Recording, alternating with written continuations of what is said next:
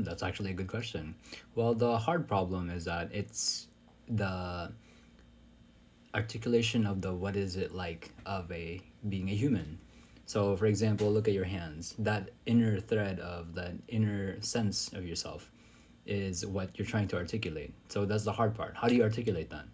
And for example, in philosophy, there's the idea of a philosophical zombie.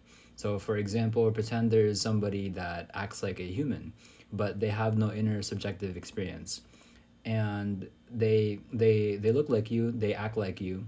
And for example, if I bumped into that person, they would say, "Oh, I'm sorry," like act like a regular person, but that doesn't necessarily mean they have a subjective inner experience.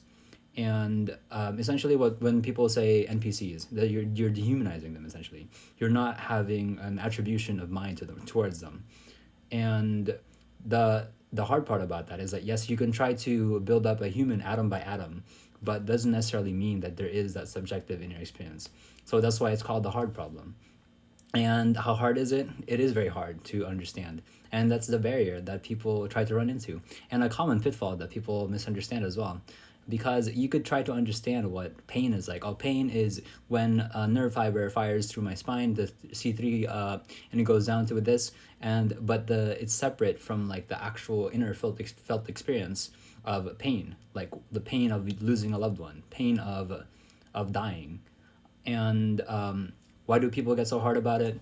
I'm not sure. I could answer that in two parts. Regarding me, Freud would probably say it has to do with my father. Um, and society, I'm not sure. It probably has to do with obsession um, with money. People like to argue. So, yeah, this was a funny comment.